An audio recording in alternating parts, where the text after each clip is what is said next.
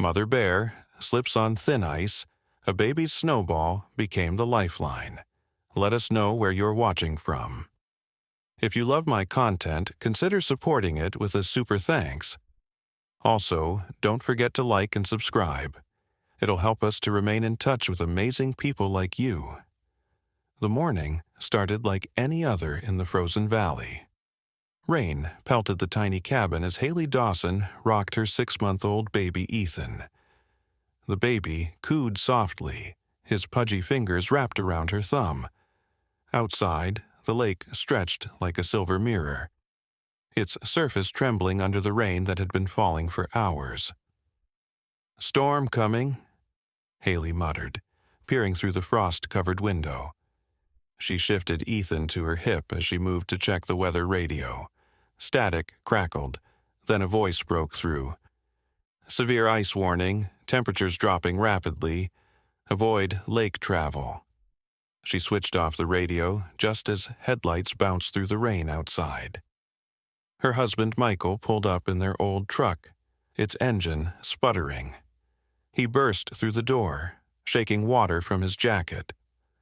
"Roads are getting bad," he said, stomping his boots on the mat.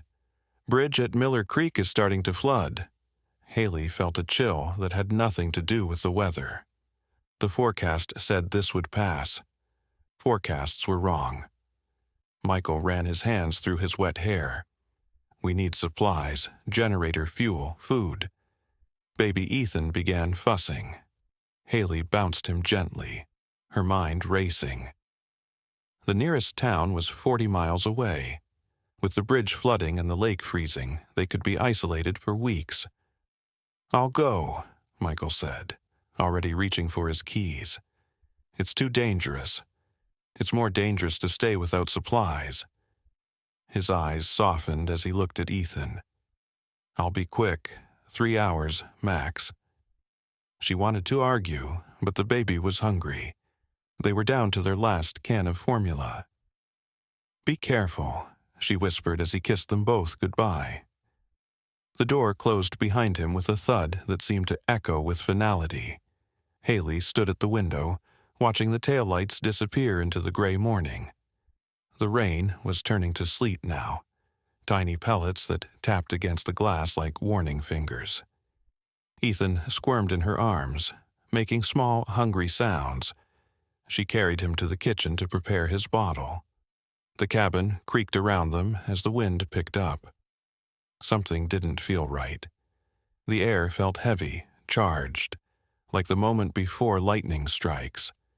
Outside, deep in the woods beyond the lake, a massive brown bear stirred in her den. The rain had been seeping through the entrance for hours, waking her and her 2 cubs from their winter rest. She sniffed the air, her powerful nose detecting the changing weather. Instinct told her to move, to find higher ground. The cubs, barely 2 months old, whimpered as their mother nudged them awake. They were weak from the long winter sleep, still learning to walk steadily on their chubby legs. But the den was flooding. They had to leave. Back in the cabin, Haley finished preparing Ethan's bottle. She settled into the old rocking chair by the window, the one that had belonged to Michael's grandmother. As Ethan drank, she watched the storm transform the landscape. The rain had stopped abruptly. In its place came an eerie stillness. The lake's surface, which had been rippling with rain, now lay perfectly flat. Too flat, like glass about to shatter. Then she saw them. 3 dark shapes moving along the far shore of the lake. The mother bear, massive and powerful, led her tiny cubs toward the water's edge. Even from this distance, Haley could see the bears were struggling. The cubs kept falling, their legs too unsteady. Her heart clenched. Every year, bears drowned trying to cross the lake during sudden freezes. The ice looked solid from above, but was often deceptively thin, especially during weather changes. "Please don't," she whispered against Ethan's soft hair, but the mother bear was already testing the ice with one massive paw. It held. She took another step. The cubs followed, sliding and slipping behind her. Haley's breath caught as she watched them venture further onto the lake. The ice made a sound like distant thunder, or was that her imagination? Ethan had finished feeding and now lay against her shoulder, tiny burps escaping him. She patted his back absently, her eyes fixed on the bears. The mother bear was nearly halfway across when it happened. A crack split the air like a gunshot. The ice beneath the mother bear's back legs gave way. She scrambled for purchase, her front claws digging into solid ice while her rear half plunged into the black water. Her roar echoed across the valley, a sound of panic and pain that made Haley's blood run cold. The cubs froze in terror. The smallest one took a step backward and its paw broke through a weak spot. It scrambled away just in time, but now both cubs were trapped between thin ice behind them and open water ahead. "Oh, God," Haley breathed. She stood abruptly, carrying Ethan to the door. Her hand hovered over the handle. What could she do? The bears were wild animals, dangerous. But watching them die while she did nothing felt inhuman. The mother bear's struggles were growing weaker. The frigid water was sapping her strength. Her powerful back legs kicked uselessly in the water as she tried to heave herself up, but the ice kept breaking under her weight. The cubs were crying now.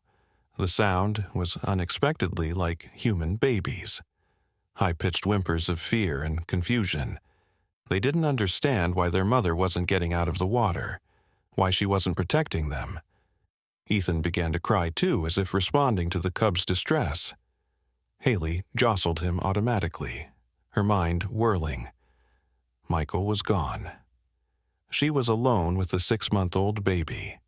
If she went outside, what could she possibly do? But if she didn't try, she'd have to watch 3 lives end before her eyes. She'd have to explain to her son someday why she let them die when she could have tried to help. Her hand tightened on the door handle as the mother bear roared again, weaker this time. The sound cut through Haley like a blade, severing her indecision. "I'm sorry, baby," she whispered to Ethan. "Mommy has to try." She grabbed the heavy wool blanket from the couch and wrapped it around both of them. The cold hit her face like a slap as she stepped outside. The temperature had dropped dramatically, turning the sleet to snow. Big wet flakes that clung to her eyelashes. Her boots crunched on the gravel driveway. Each step toward the lake felt like walking toward something she couldn't come back from. The mother bear was still fighting, but barely, just trying to hold on now, to stay afloat. Haley reached the water's edge. Up close, she could see the detailed horror of the situation. The ice had cracked in a spiderweb pattern around the hole. Each time the bear moved, more pieces broke away. The water was so dark it looked solid, like liquid night. "Hey!" she shouted. Her voice sounded thin in the cold air. "Over here!" The mother bear's head turned slightly. Its eyes, black as the water it was trapped in, fixed on her. In them, Haley saw not the fierce predator she'd expected, but a mother. Exhausted, desperate, willing to accept help from anyone. But the bear couldn't move toward shore without the ice collapsing completely, and Haley couldn't get closer without risking her own life, and Ethan's. She looked around desperately. What did she have that could help? A rope? A branch? There were no trees close enough to the water. The shed where Michael kept his tools was too far away. The baby in her arms suddenly giggled. The sound was startlingly loud in the tense silence. Haley looked down. Ethan was watching the snow fall, his tiny mouth open in wonder. His mittened hands reached for the flakes, and that's when she noticed them. 2 perfectly rounded snowballs sitting by her feet. Michael must have made them yesterday while playing with some of the neighborhood kids. They were about the size of baseballs, compacted just enough to stay together. An idea formed in her mind. Crazy, probably useless, but the only one she had. The mother bear's head was starting to dip below the surface.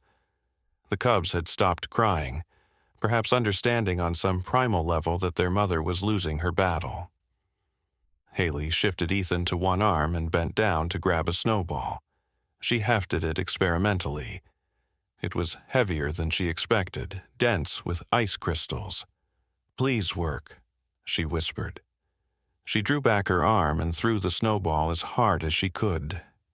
It sailed over the bears, splashing into the open water near the mother bear.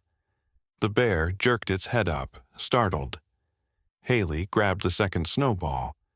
This time she aimed more carefully, trying to land it where the ice was still solid. The snowball hit with a thud about 3 feet from the trapped bear, and something unexpected happened. The impact revealed a pressure crack in the ice that Haley hadn't seen before. The kind that forms when ice freezes unevenly, creating internal stress. The snowball hit precisely at the weakest point of this crack. The ice groaned. A new crack shot across the surface, not breaking through but creating a weak seam. And this crack ran directly to a thicker section of ice, the kind that forms near the shore where the water is shallow. The mother bear, exhausted as she was, seemed to understand. She lunged with her last reserve of strength toward the new crack. Her massive weight pressed down on the thin line, and for a terrifying moment Haley thought more ice would give way, but it held. The bear's front paws found purchase on the thicker ice. She pulled with everything she had left, her powerful shoulder muscles bunching under her wet fur. The cubs, sensing a change, crept forward. They spread their weight instinctively, staying low to the ice. The youngest one slipped but didn't fall through. The mother bear's back legs finally emerged from the water. She was on solid ice now, but barely. Water dripped from her fur, already turning to ice crystals. Her breathing was labored, each exhale a visible cloud in the frigid air. But she was alive. Haley watched, hardly daring to breathe, as the mother bear shook herself violently. Sheets of ice flew from her coat. The cubs rushed to her, pressing against her sides for warmth and comfort. For a moment, the bear family huddled together on the ice, recovering from their ordeal. Then, slowly, the mother bear raised her head and looked directly at Haley. The eye contact lasted only a few seconds, but in that time, Haley felt something pass between them. Understanding? Gratitude? It was impossible to know what an animal thought. But the bear's gaze seemed to hold recognition that this human had tried to help. Then, with a low grunt that might have been acknowledgement or might have been warning, the mother bear began to move. She tested each step carefully now, leading her cubs to the shore as the snow fell heavier around them. Haley remained motionless until the bears disappeared into the tree line. Only then did she realize she was shaking uncontrollably. The cold had seeped through her layers, and Ethan was fussing against her chest. She hurried back to the cabin, nearly slipping on the icy steps. Inside, she cranked up the heat and wrapped herself and Ethan in dry blankets. Her mind kept replaying the scene, the bears, the snowball, the impossible moment when an animal seemed to understand human help. Had she really just saved a bear's life with a child's toy, or had the whole thing been coincidence? The pressure crack could have been there all along, invisible beneath the surface. She was still pondering this when she heard a car engine. Relief flooded through her as Michael's truck appeared through the snow. He'd made it back. He burst through the door, arms full of groceries and a jerry can of fuel. "Storm's getting worse," he said without preamble. Had to take the mountain road, saw something strange though, bear tracks crossing the trail, fresh ones. "Bears?" Haley's voice came out higher than intended. "Yeah, mother and cubs looks like. Weird thing was, there were footprints too, human footprints, right next to the bear tracks. He set down the supplies and turned to her. "You okay?" "You look pale." Haley opened her mouth to tell him everything, then closed it. How could she explain what had happened, even to her husband? Instead, she said, "Just tired." "Ethan's been fussy." Michael nodded, accepting the explanation. He moved to the window, wiping away condensation to look out. "Lake's freezing solid now. Good thing we're not going anywhere." Haley joined him at the window. The lake was indeed freezing, ice spreading like white veins across its surface. The hole where the bear had fallen through was already starting to fill in with slush ice. By evening, there would be no visible sign of what had happened. The snow would cover everything. The lake would freeze smooth and perfect, hiding its secrets beneath the surface. But Haley would remember. Every time she looked at that lake, she'd wonder. Had she imagined the bear's understanding? Had the snowball really saved a life, or had she merely witnessed a fortunate accident? That night, as she rocked Ethan to sleep, she heard something outside. A low sound, almost like singing. She moved to the window but saw nothing through the veil of falling snow. The sound came again, deeper this time. It took her a moment to recognize it as a bear's call, not a roar of anger or pain, but something softer, almost melodic. In the forest beyond the lake, the mother bear stood with her cubs huddled against her. They were safe in a high, dry cave now, warm and together. She lifted her head to the sky and made the sound again, a rumbling vocalization that bears use to comfort their young. Some might call it a coincidence that this sound carried straight to the cabin where Haley stood listening. But she chose to believe it was something else. A message. A thank you. A connection that bridged the wild gap between species. As she settled back into the rocking chair, Ethan stirred in his sleep. His tiny hand curled around her finger, and she smiled. Maybe someday she'd tell him about the day they saved bears with nothing but a snowball. Or maybe some stories were too strange to believe, even when you lived them. The snow continued to fall, each flake unique and temporary, like the moments that shape our lives. Outside, the lake froze solid, sealing away the day's drama beneath its crystalline surface. And somewhere in the darkness, a mother bear nursed her cubs while listening to the wind, the sound of survival echoing in the night. The valley settled into winter's grip, keeping its secrets. For now, but secrets have a way of surfacing, like spring water through melting ice.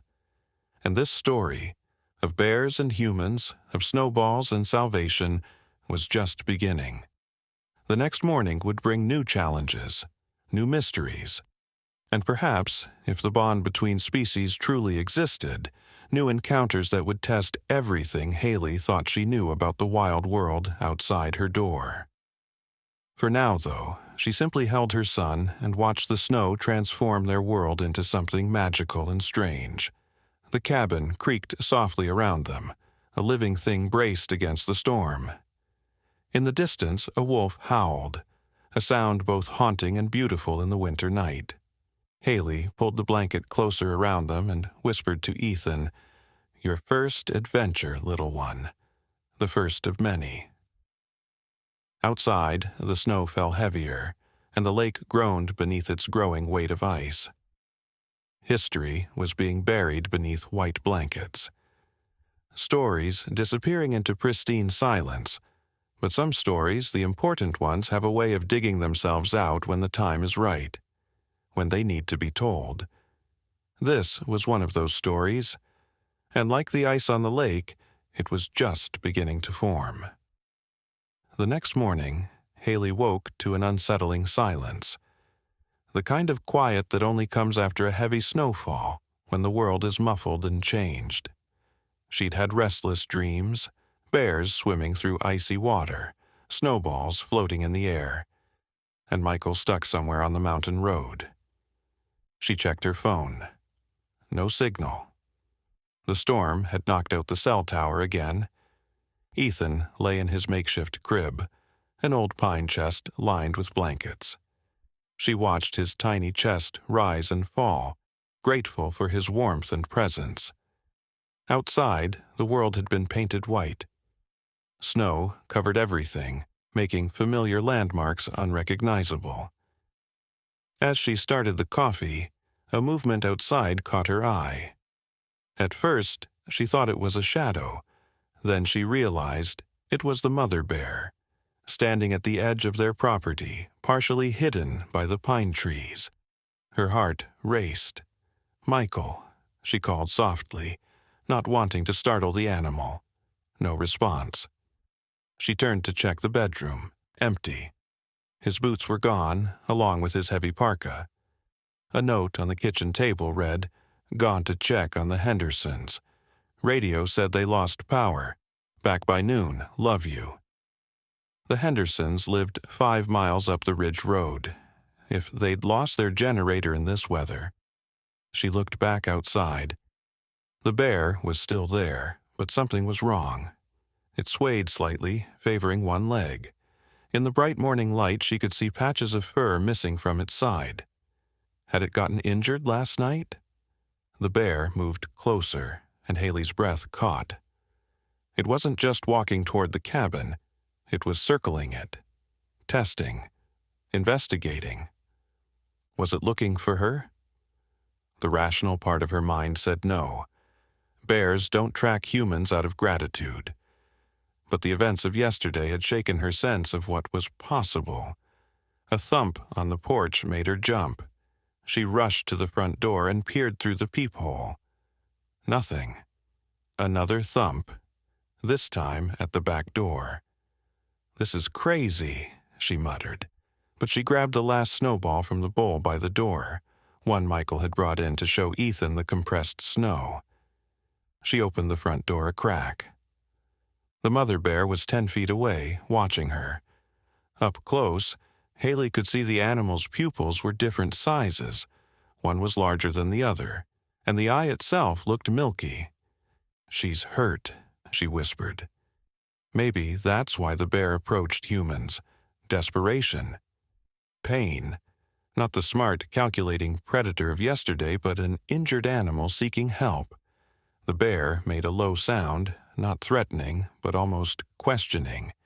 Its head tilted, observing Haley with what seemed like intelligence. "I can't help you," Haley said softly. "I wouldn't know how." But as she watched, the bear did something extraordinary. It sat down. Like a trained dog, it lowered its massive bulk to the snow and waited. Haley's mind raced. What did you do when a bear sought you out? Was this the same bear that had fallen through the ice? It had to be.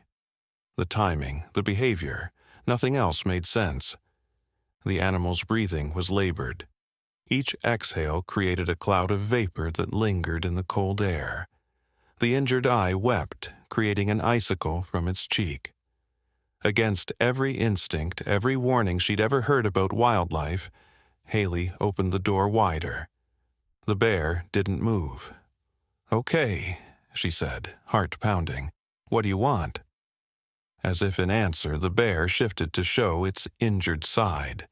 Through gaps in the fur, Haley glimpsed raw skin. Burns, maybe, from the ice and freezing water? She thought of the emergency first aid kit in the bathroom. The one her father had insisted she keep, stocked with supplies for burns and frostbite.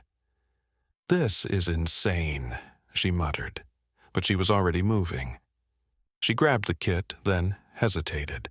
What if this was a mistake? What if the bear's docile behavior was shock from injury, not gratitude? But when she returned to the door, the bear hadn't moved. If anything, it looked worse. The good eye was starting to close. Hypothermia, maybe. Yesterday's plunge had taken its toll. She set down the first aid kit and took a deep breath. Her hand trembled as she scooped antiseptic cream onto her fingers. The bear watched her approach with its good eye. "Okay, Mama," she whispered. I'm going to try to help." The first touch was electric. The bear's fur was rough, still stiff with dried ice. The animal tensed but didn't pull away. Haley applied the cream to the visible burns, her fingers working gently. The bear made a rumbling sound deep in its chest. Not aggressive. Almost like a cat's purr, but 100 times deeper. As she worked, Haley noticed something else. The bear's paws. They were webbed more extensively than normal. The membrane between toes was thicker, almost seal-like. No wonder this animal was such a strong swimmer. But also, no wonder the ice had been so difficult to escape. Those webbed paws would work against it on solid surfaces. She was wrapping a loose bandage around the burns when she heard the cubs. Their cries came from the tree line. The injured eye might have affected the mother's depth perception, making it hard to navigate with them. "It's okay," she soothed the mother bear. "I hear them." She finished the bandaging and stepped back. The bear stood slowly, testing its weight on all fours.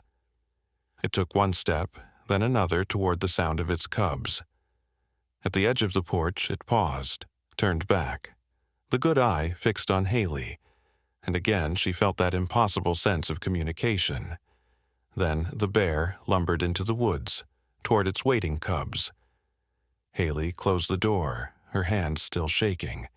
She'd just treated a wild bear's injuries, had a conversation, an understanding, with an apex predator. None of it made sense, yet it had happened. She was cleaning the porch when she found it, a single paw print in the snow, far larger than the others. And next to it, pressed deep into the powder, was something strange, almost like a symbol. 3 parallel lines with a circle at the center. Her heart raced. Bears didn't make symbols, but there it was, unmistakable in the fresh snow. She grabbed her phone to take a picture, then remembered. No signal. She'd have to show Michael when he returned. Speaking of Michael, she checked the clock. 11:30. He should be back soon. The radio weather report had mentioned the mountain road being plowed by noon. As if on cue, she heard an engine, but not Michael's truck. This was different, higher-pitched, older. She looked out the window to see a Jeep struggling up their driveway. Her neighbor, Savannah Reed, climbed out. She looked haggard, her usually neat hair hanging in tangles. "Savannah, what's wrong?" "The Hendersons," Savannah said without preamble. "Their cabin's empty, not just empty, abandoned, like they left in a hurry. But Michael went to check on them this morning. Michael's Jeep is at their place, but no sign of him or the Hendersons." Ice-cold dread settled in Haley's stomach. "That's impossible. He left 6 hours ago." "I know." Savannah's face was pale. "There's something else. The cabin. It's been searched, drawers open, papers everywhere. And the strangest thing, every window was open, in this weather." "Did you call the sheriff?" "Phone lines are down. I was hoping you had satellite." Haley shook her head. "Michael has the satellite phone in the truck. Your truck's here. Michael must have taken yours to get to the Hendersons, the mountain road." They stared at each other, the implications sinking in. "We need to go there," Haley said finally. "Check on them." "With the baby?" Haley looked at sleeping Ethan. The thought of leaving him here alone was unbearable, but the thought of taking him into potential danger was worse. "There's a storm cellar," she said slowly. "Michael built it last fall. It's temperature-controlled, secure. I could put Ethan there with supplies, the radio. You're not seriously considering leaving a baby alone. For maybe an hour, to check on my husband and our neighbors." Haley's voice cracked. "What if they're hurt? What if something's wrong?" She didn't mention the bears, the strange interaction, the symbol in the snow. Adding those details would make her sound deranged. "Okay," Savannah said after a long pause. but I don't feel good about this. They spent the next 20 minutes preparing. Haley packed formula, diapers, blankets. She programmed the baby monitor to broadcast on Channel 3 of the radio so she could hear if Ethan woke. The storm cellar was only 30 feet from the cabin, close enough to run back quickly if needed. As she carried Ethan to the cellar, wrapped in layers of blankets, she whispered, "I'm sorry, baby. Daddy needs us. We'll be right back." The cellar was warmer than outside, but cooler than the cabin. Perfect for a baby wrapped warmly. She kissed his forehead and activated the monitor. "Ready?" Savannah asked as she emerged. Haley nodded, though doubt gnawed at her. What kind of mother was she, leaving her infant alone? They took Savannah's Jeep, the more capable vehicle in snow. The drive to the Hendersons' cabin was tense. The mountain road had been roughly plowed, but drifts kept trying to reclaim the path. As they rounded the final bend, Haley gasped. The Henderson cabin sat dark against the white landscape. All the windows were indeed open, curtains frozen stiff by the wind. Michael's truck wasn't in front, it was behind the cabin, nose down in a snowbank. "Something's not right," Savannah whispered. They parked and approached cautiously. The front door stood open. Snow drifted across the threshold. Inside was chaos. Furniture overturned. Books scattered. The cold had preserved everything like a snapshot of violence. But no blood. No signs of struggle beyond the mess. "Michael?" Haley called. "Jim?" "Martha?" No answer. They searched room by room. The kitchen showed signs of a hurried meal. Plates with half-eaten food, frozen solid now. Cups of coffee turned to ice. In the master bedroom, Haley found Michael's coat, his wallet, his keys. Why would he leave without these? She wondered aloud. "Look at this," Savannah called from the den. On Jim Henderson's desk was a map of the valley. Red circles marked various locations. The lake where the bear had fallen through, the old mine entrance, the hot springs, points scattered throughout the forest. "What is this?" Haley traced the circles with her finger. "I think," Savannah hesitated, "I think they were tracking something, or someone. The bears? In winter? Bears should be hibernating, unless ... Unless what? Unless something's waking them up." A crash from outside made them jump. They rushed to the window. Michael's truck had shifted in the snowbank, but that wasn't what caught their attention. Surrounding the cabin were tracks. Dozens of them. Not just bear tracks, but wolves, deer, even smaller animals, all converging on the cabin, as if something had called them here. "We need to leave," Savannah said urgently. "Now." Not without Michael. "Haley, look at those tracks. This isn't natural. Something's wrong here, very wrong." A howl split the air, then another. Wolves, but closer than they should be in daylight. And between the howls, Haley heard something else. A baby crying. "Ethan." The monitor crackled with static, then cleared. Her son's distressed wails filled the room. "Oh, God," she whispered. "We have to go back." They ran for the Jeep. Behind them, the howling intensified. As they drove away, Haley looked in the rearview mirror. The Henderson cabin was surrounded now. Animals of all kinds, standing motionless in the snow. And among them, barely visible in the tree line, was a bear. But not just any bear. Even from this distance, she recognized the bandaged side, the slanted gait. The mother bear was watching them leave. The drive back was a blur of fear and adrenaline. Savannah pushed the Jeep to its limits on the treacherous road. They could hear Ethan's cries through the static-filled monitor, each wail piercing Haley's heart. When they finally pulled up to the cabin, Haley practically fell out of the Jeep in her haste. She ran to the storm cellar, threw open the door. Ethan was red-faced from crying but unharmed. She scooped him up, relief flooding through her. "It's okay, baby. Mommy's here. I'm so sorry." As she comforted her son, she noticed something else in the cellar. Something that hadn't been there before. On the concrete wall, drawn in what looked like mud or clay, was the same symbol she'd seen in the snow. 3 parallel lines with a circle at the center. How was that possible? The cellar had been sealed. No one could have entered. "Savannah," she called. "Come look at this." Her neighbor descended the steps slowly. When she saw the symbol, her face went pale. "Oh no," she whispered. "I've seen this before."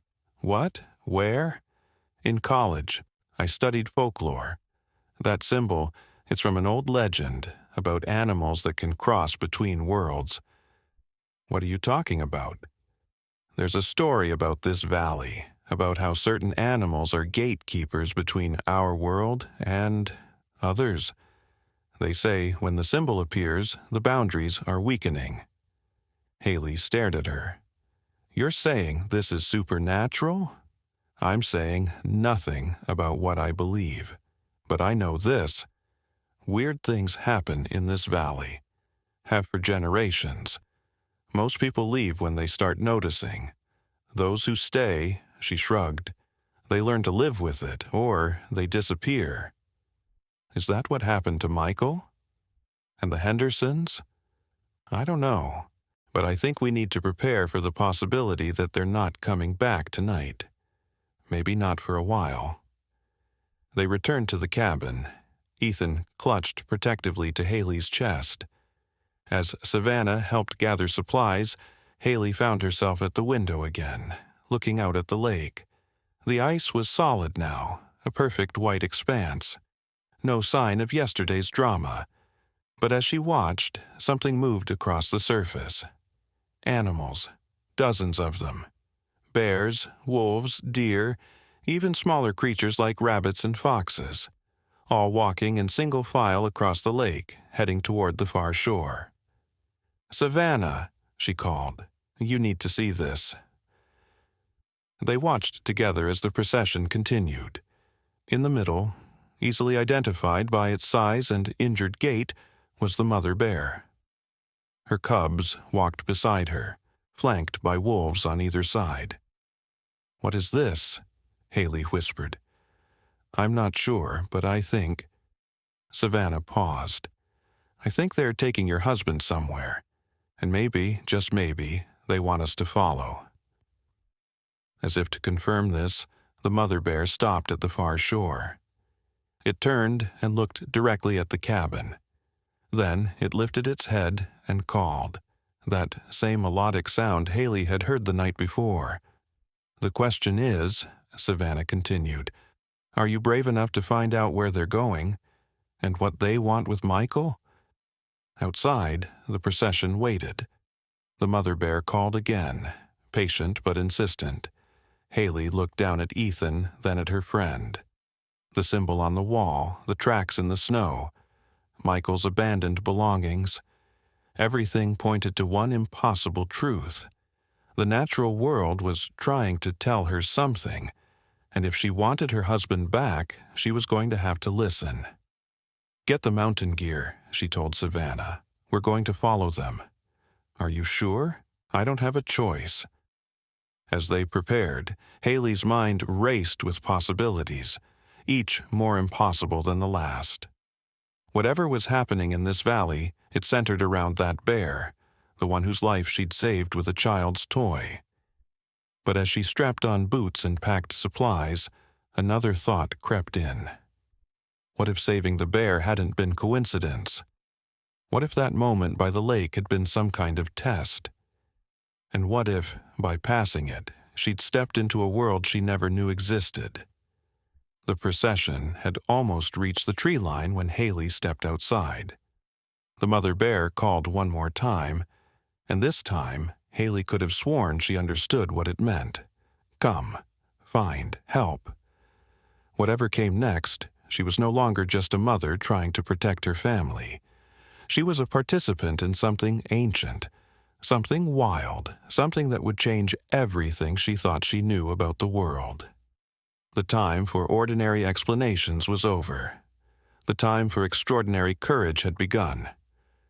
With Ethan secured in a carrier against her chest and Savannah by her side, Haley took the first step toward the mystery that had already taken her husband, toward whatever waited in the depths of the winter forest, toward a truth she suspected would remake her understanding of everything. Behind them, the cabin stood silent. The storm cellar door swung gently in the wind, and on its wall the symbol remained, waiting for others who might need its guidance. The procession resumed its march. The mother bear led the way, her bandaged side visible even from a distance, a constant reminder of the moment that had started everything. As they trudged through the deep snow, following tracks that shouldn't exist, leading to answers that couldn't be real, Haley clutched Ethan closer. Whatever happened next, whatever they discovered, she was committed now. The lake behind them reflected the pale winter sun, its surface perfect and unbroken, as if nothing extraordinary had ever happened there, as if bears didn't fall through ice and miracles didn't come wrapped in snowballs. But Haley knew better now. She'd crossed a line yesterday, one that separated the ordinary from the impossible. And now there was no going back. The forest swallowed them, and the real journey began. The first part of their trek was familiar territory. Haley had hiked these paths countless times, collecting berries in summer, photographing autumn colors. But now, everything felt different. The trees seemed taller, their shadows deeper. Even the bird song had an unusual quality, not quite right, like notes played on an instrument out of tune. 20 minutes into the journey, Savannah grabbed her arm. "Did you hear that?" "Hear what?" The silence. She was right. The forest had gone perfectly quiet. No birds, no wind. Even their breathing seemed muted. The procession of animals continued ahead, moving without sound through the snow. "It's like we're not really here," Savannah whispered. "Or like we're somewhere else entirely." The mother bear paused at a fallen log and looked back, waiting, patient. Ethan stirred in his carrier, and Haley quickly offered him a pacifier before he could cry and break whatever spell kept the animals calm. They pressed on. The familiar landmarks disappeared. They were traveling deeper into the valley than Haley had ever ventured. Here, the trees were ancient giants, their trunks so wide that two people couldn't encircle them. Some were scarred with the same symbol, those 3 lines and circle, carved deep into their bark. "These marks are old," Savannah observed, running her fingers over one. "Years old, maybe decades. Someone's been coming here regularly? Or marking a path? To what?" Savannah shook her head. "I studied the folklore in books. I never believed it was real. The stories talked about a place where the boundaries thin, where animals speak and time flows differently, where missing people sometimes return, changed." A chill ran through Haley that had nothing to do with the temperature. Changed how? Different stories mention different changes. Some say they come back with knowledge they shouldn't have. Others say they age differently, years passing for them while only days pass here, or vice versa. And some... Savannah hesitated. Some say they come back understanding the animals, able to hear their thoughts. Ahead of them, the mother bear had stopped at what appeared to be a wall of rock. But as they approached, Haley realized it wasn't solid. There was an opening, carefully concealed by hanging vines and snow-covered branches. "A cave," she murmured. "More than that," Savannah said. "Look at the entrance." Carved into the rock above the opening was the largest version of the symbol they'd seen. It must have been 6 feet across, weathered by time but still distinct. The bear waited beside it, her injured eye catching what little light filtered through the forest canopy. The other animals began to enter the cave. First the wolves, then the deer, followed by smaller creatures. The mother bear's cubs hesitated at the entrance, whimpering. Even they, it seemed, were wary of whatever lay beyond. Haley felt a tug of understanding. "She's asking if we want to find Michael." "How do you know that?" "I don't know, I just feel it." The bear made that rumbling sound again, deeper this time, almost sympathetic, as if it understood their hesitation. "What if this is how we find out what happened?" Haley asked. "Michael came this far. I need to know what happened to him." Savannah nodded slowly. "Okay, but we stay together. And, at the first sign of danger, we run," Haley finished. The cave entrance was larger than it appeared from outside. 3 people could walk abreast. Inside, the temperature was noticeably warmer. The mother bear entered ahead of them, her massive form moving with surprising grace. As their eyes adjusted, Haley gasped. The cave walls glowed with a soft blue luminescence. Crystals or some kind of mineral deposit created a natural lighting system. The ceiling soared high above them, disappearing into darkness. Ethan cooed, reaching for the glowing walls. Even he sensed something magical about this place. "Haley," Savannah whispered, "your hand." She looked down. Where she'd touched the cave wall, her palm glowed faintly blue. The light faded quickly but left a tingling sensation. What was that? "I don't know, but be careful what you touch in here." The path sloped downward, winding deeper into the earth. The glowing walls continued, maintaining a consistent level of light. The air grew warmer still, carrying strange scents, pine and something sweeter, almost floral. After what could have been minutes or hours, Haley's sense of time was slipping. They emerged into a vast underground chamber. What they saw took their breath away. It was like an underground alpine meadow. A grassy floor stretched before them, dotted with wildflowers that shouldn't bloom in winter. A stream ran through the center, its water crystal clear and steaming slightly. The ceiling was so high it created its own weather. Wisps of cloud drifted overhead. But the most astonishing sight was the gathering. Every animal that had followed the procession was there, arranged in a loose circle around the chamber's center. Bears, wolves, deer, rabbits, birds perched on outcropping rocks, even fish visible in the clear stream, all watching, all waiting. And in the center of the circle stood 3 people: Michael, Jim Henderson, and Martha Henderson. "Michael." Haley started forward, but Savannah grabbed her arm. Her husband looked up. His eyes met hers, and in them she saw something that made her pause. Recognition, yes, but also warning? The mother bear moved to the center of the circle. She stood on her hind legs, towering over the humans. In the blue light of the cave, her injuries seemed less pronounced, as if the place itself was healing her. Then she spoke, not in words Haley could understand, but in sounds that carried meaning directly to her mind. Images and emotions flooded her consciousness. A valley rich with life. Animals and humans living in harmony. A special group of people who could communicate with the wild, acting as mediators between worlds. But something had changed. The harmony was breaking down. The barriers between realms were weakening.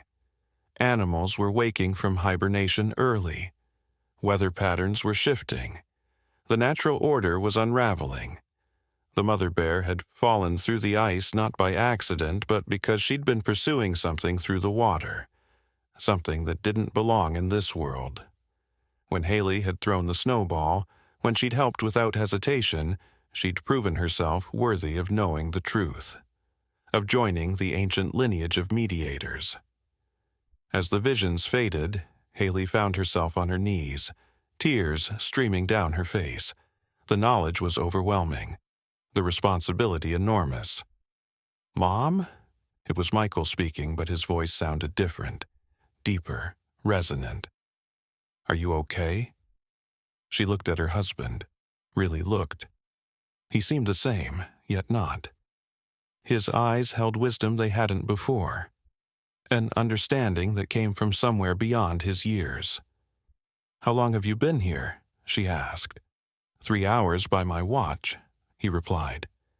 "But it feels like days. Time moves differently in this place." Jim and Martha came to warn me. They're part of the circle, the ones who watch the boundaries. When I didn't believe them, they brought me here. He glanced at the Hendersons, who nodded solemnly. "The cabin being searched," Savannah interjected. "The open windows, that wasn't random." "No," Martha Henderson spoke up. "There's a group. They call themselves Seekers. They believe this place holds secrets that could give them power. They've been tracking the mediators for years." "Hunting us," Jim added. "Any human who can communicate with animals becomes a target. They think if they can capture one of us, force the knowledge out of us. They can control the barrier between worlds," Michael finished. Haley's mind raced. "Is that why the animals gathered at your cabin?" "Protection," Martha explained. "When the Seekers came, the animals sensed the danger. They came to warn us, to guide us here. But now they know about you," Jim said, looking at Haley. "When you helped the bear, you identified yourself. They'll come for you, too." A growl echoed through the chamber. The mother bear had lowered herself to all fours again. She turned her gaze to the cave entrance, her good eye widening. "What's wrong?" Haley asked. "They're here," Michael said grimly. "The Seekers. They've followed us." Suddenly, the peaceful chamber erupted into motion. Animals moved swiftly to defensive positions. Wolves flanked the entrance. Bears positioned themselves between the humans and any threat. Even small animals like rabbits took up stations as sentries. "We need to protect the entrance," Jim said. "The cave is sacred. It can't fall into their hands." "How many of them?" Savannah asked. "Usually 3 or 4, Martha replied. "But they're skilled trackers, and they're not afraid to use force." Ethan began to fuss, sensing the tension. Haley bounced him gently, her mind whirling with possibilities. Everything in her life had led to this moment. The isolated cabin, the frozen lake, the snowball that had saved a life. "I need to know something," she said to the mother bear. "Yesterday when I threw that snowball, was that coincidence?" The bear's answer came not in visions, but in a feeling. Purpose. "It was meant to happen," Michael confirmed. "The mediators aren't chosen randomly, they're tested. Your first encounter with the bear was your test. You passed. But I wasn't trying to be anything special. I just wanted to help." "That's exactly why you were chosen," Martha said. "Compassion can't be faked. The animals know." A howl echoed from the cave entrance. The sentries were warning that the Seekers had arrived. "What do they want exactly?" Haley asked. "Why go to all this trouble?" "The chamber holds more than just animals," Jim explained. "There's something here that the Seekers believe can grant them control over nature itself." "What is it?" Before anyone could answer, a voice boomed from the cave entrance. "Come out, mediators. We know you're in there. This doesn't have to end badly." The voice was familiar, heart-stoppingly familiar. "No," Haley whispered. "It can't be." But as a figure emerged from the cave entrance, her worst fear was confirmed. Leading the Seekers was someone she'd known her whole life, someone she'd trusted completely. her own brother, Connor. The shock hit her like ice water. Connor stood at the entrance, flanked by 3 others. He was armed with something that looked like a tranquilizer rifle. His companions carried nets and what appeared to be shock sticks. "Haley," he called out, "I know you're here."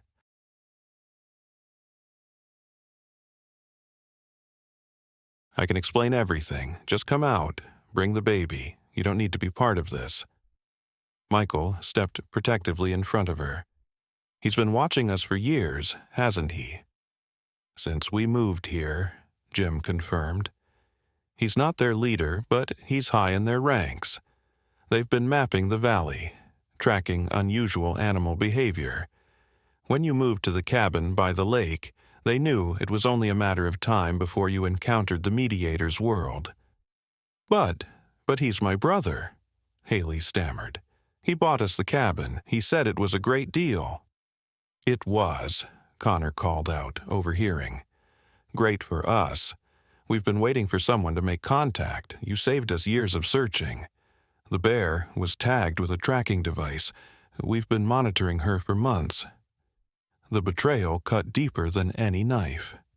Her own brother had used her family as bait, had put them in danger. "We need to act," Martha urged. "The sanctuary can be sealed from the inside, but not for long. These caves connect to other parts of the valley.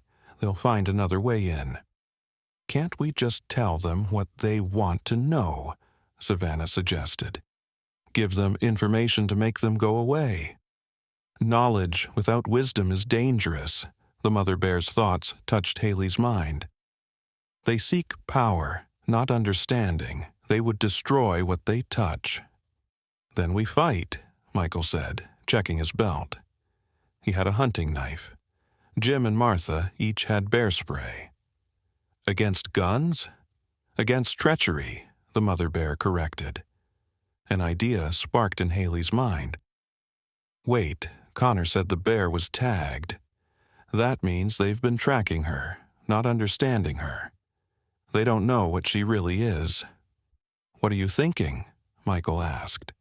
"They think the animals are tools, resources to be exploited. They don't understand the relationship between mediators and the natural world. So, maybe it's time we showed them."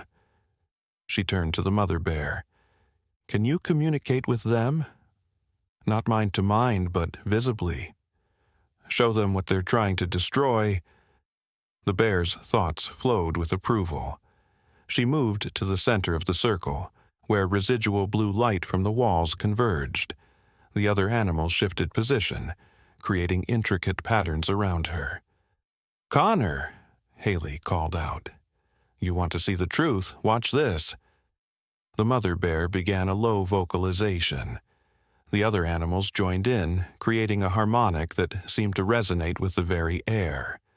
The blue light intensified, swirling around the animals like aurora borealis. Through the lights, images began to form. Not just pictures, but living memories passed down through generations of animals. The valley, as it once was, teeming with life. The first humans who learned to communicate with the wild. The balance that was struck between human needs and nature's requirements. The gradual understanding that some places were too sacred to exploit. The role of mediators in maintaining that balance. And then darker visions, the arrival of those who saw animals as resources. Forests stripped bare. Waters poisoned. Animals driven from their homes. The sacred places desecrated. The images focused on the seekers themselves, shown through animals' eyes. Their camps that destroyed nesting grounds. Their experiments that tortured wild creatures. Their greed masquerading as scientific inquiry. Finally, the truth of what they sought in this cave. Not just knowledge, but a source of pure life energy that sustained the balance of the entire valley.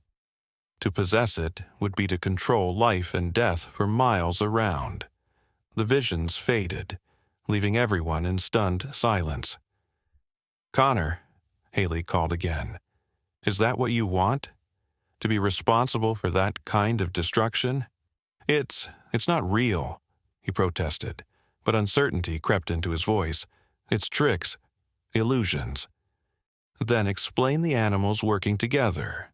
Explain how your sister understands the bear. Explain why every wild creature in this valley has come to protect this place. One of Connor's companions lowered his weapon. Maybe we should reconsider. No! Connor raised his rifle. We've come too far. We can't. The mother bear roared. Not a normal bear roar, but something that seemed to come from the earth itself. The cave shook. Dust rained from the ceiling. In response, every animal in the chamber took up the call. Wolves howled, birds screeched. Smaller animals added their voices. The sound was primal, powerful, and utterly terrifying. Connor's nerve broke. He stumbled backward, firing wildly. The tranquilizer dart went wide, clattering against rock. "Fall back!" he shouted to his team. "Regroup outside!" The seekers retreated, but everyone knew this was temporary. They would return, possibly with more people and better weapons. "We've bought some time," Jim said, "but not much." "What's our next move?" Michael asked. The mother bear moved toward the back of the chamber, where a passage led deeper into the cave system. She looked over her shoulder at Haley, an unmistakable invitation. "She wants us to follow," Haley said. "Deeper into the unknown?" Savannah looked uncertain. "To safety," the bear's thoughts confirmed. "To truth." "There's something else down there, isn't there?" Haley asked. "Something more than what we saw in the chamber." The bear's response was a mixture of anticipation and caution. "Knowledge has a price. Are you prepared to pay it?" Haley looked at her infant son, sleeping peacefully in his carrier, at her husband, who had already crossed the threshold into this new world, at the animals who had risked everything to protect their sacred space, at the 3 exits visible from where they stood, each leading to different futures, the way back, to safety, but also to ignorance, the way forward with the bear, to revelation and responsibility, the way out where Connor waited, to betrayal and possible imprisonment. "We go forward," she decided. "All of us."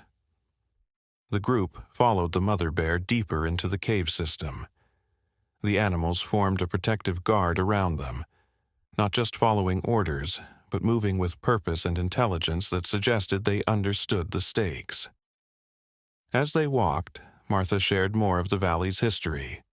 Every generation has its mediators, usually 3 to 5 active at once. We thought we were the last, but the animals have been pushing for new blood. The valley needs fresh perspective. "Why us?" Savannah asked. "I wasn't tested like Haley." "Everyone's tested differently," Jim explained. "Your loyalty to Haley, your willingness to believe the impossible, your knowledge of folklore, all tests, all passed. And Michael? He married into it," Jim smiled. "But he proved worthy when he chose to believe Jim and me instead of dismissing us as crazy old people spouting legends." The passage opened into another chamber, smaller but more intricate than the first. Here, the blue light formed patterns on the walls. Not just random crystal formations, but deliberate designs, maps, calendars, and something that looked disturbingly like a family tree, with human and animal bloodlines interwoven. "What is this place?" Haley breathed. "The archive," Martha said with reverence. "Every mediator's story is recorded here. Every alliance between human and animal, every protection of sacred space." The mother bear moved to a blank section of wall. She pressed her massive paw against it, and to everyone's amazement the light arranged itself under her touch, forming new patterns. "She's recording what happened," Michael realized, "adding our story to the archive." "But it's not finished yet," Jim warned. "Connor and his seekers are still out there.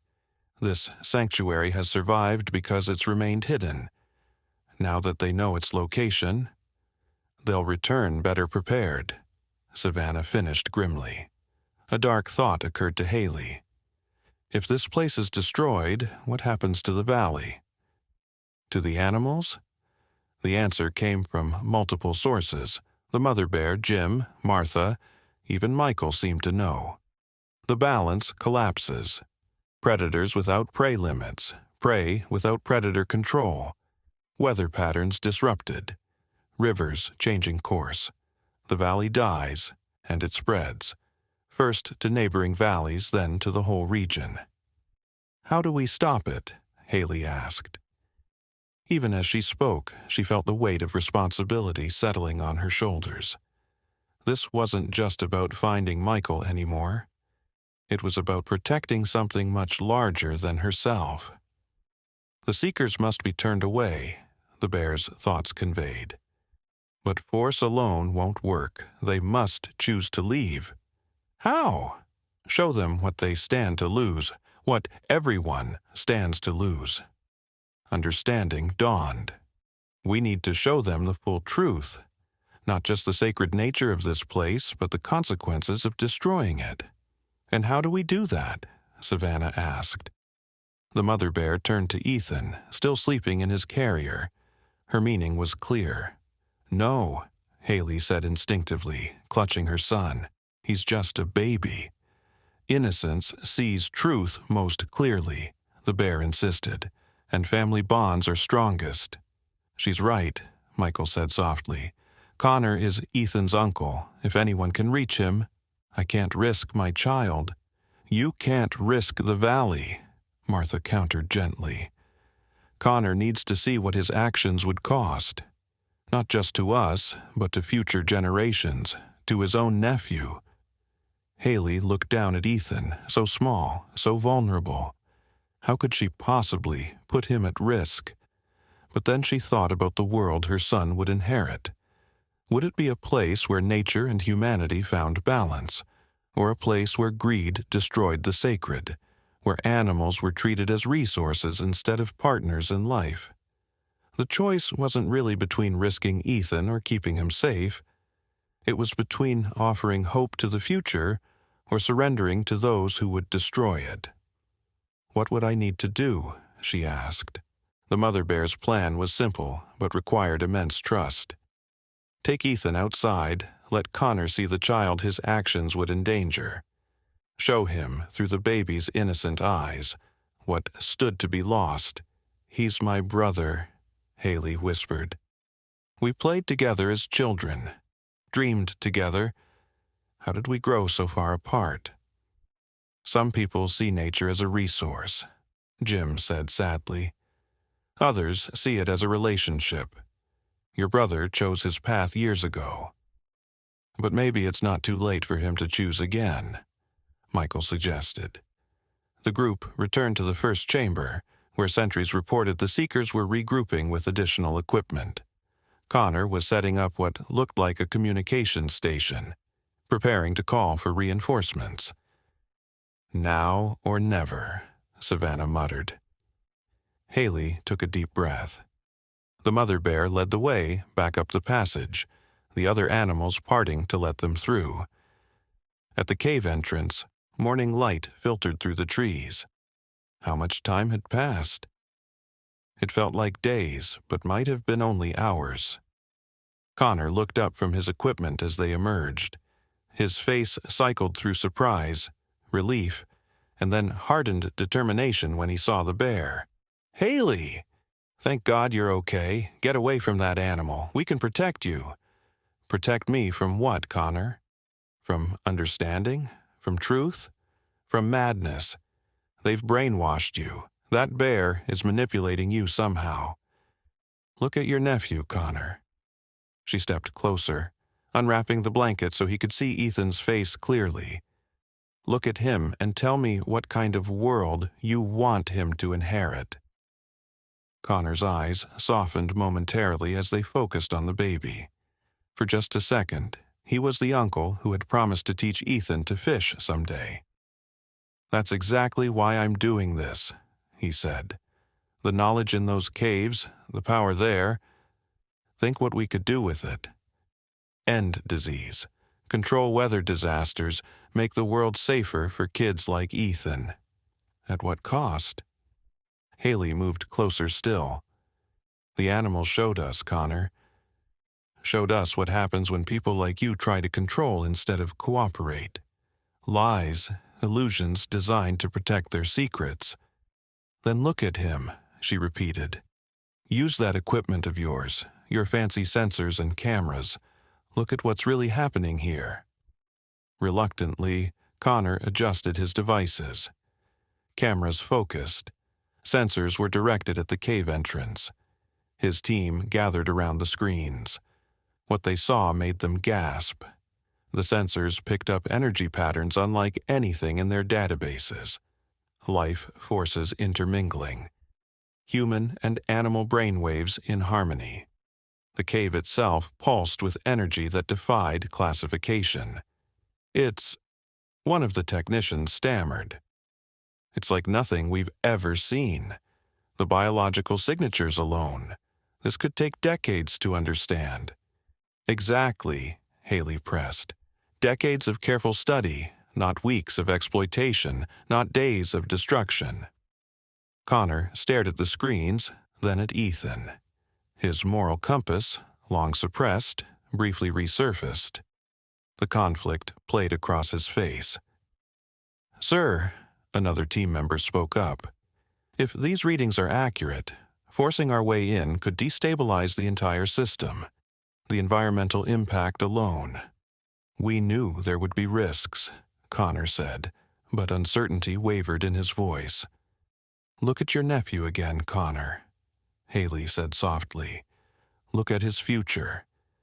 Do you want him to inherit a world where this kind of wonder exists, or one where people like you destroyed it? The mother bear, who had been silent throughout the exchange, took a step forward. For the first time, Connor looked directly at her. Really looked. Saw the bandaged side where Haley had treated her injury.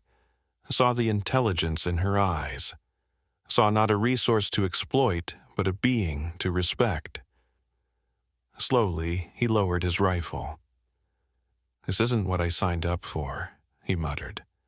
I thought we were collecting data, preserving knowledge. You were stealing it. The mother bear's meaning somehow reached them all. Taking without asking, preserving without understanding.